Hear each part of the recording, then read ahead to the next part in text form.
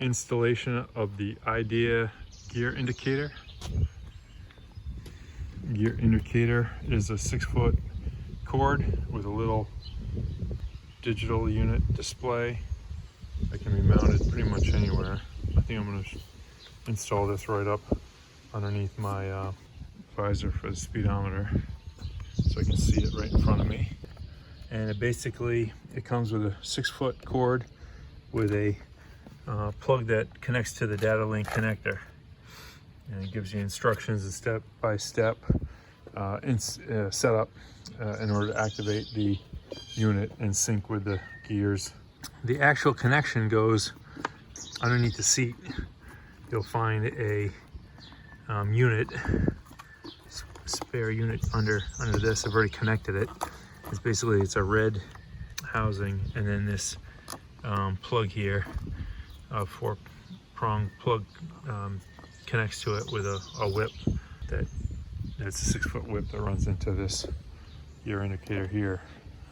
This red plug here comes with a dust-proof cap, so you have to take the cap off in order to connect this to it. Now this is for the S6B unit, so a standard Goldwing might be a bit different.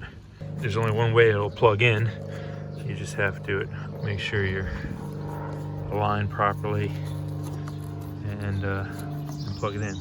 So I ran the unit up through underneath the seat, up through some of the plastic here, up through the panel, through the glove compartment underneath it, and then just snaked it up through the plastic here. This housing unit pops off pretty easily, and it just comes up through here and basically right up to the dash. But when you turn the bike on, it just gives a simple red bar.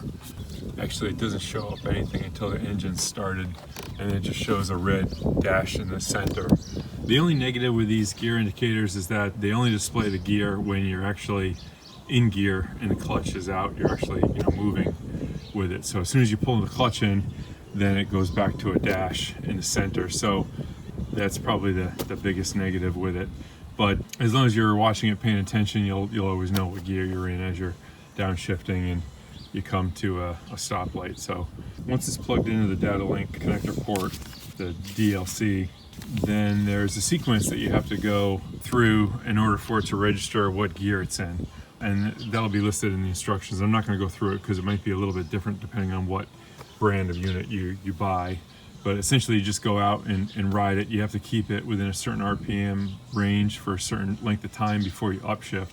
And you basically go through all the way through the gears up to the 5th gear and then back down again, and it learns the pulse signal or whatever that will give you the indication of what gear you're in.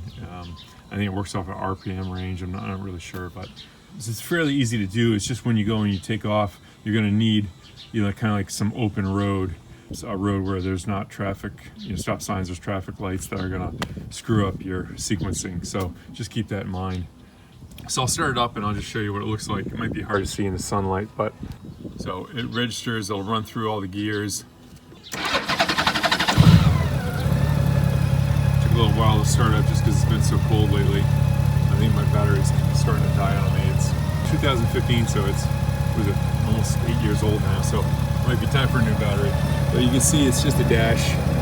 So I have it first now. The clutch is engaged. Let me see if I can open it up a little bit where it'll register. So there it goes. It shows it first.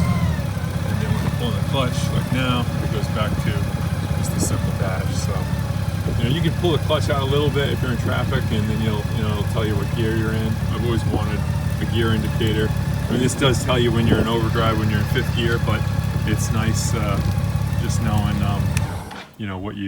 what gear you're in when you're in traffic or you're coming up to a light and stuff like that. Sometimes it's handy. And for $50, I got it on Amazon.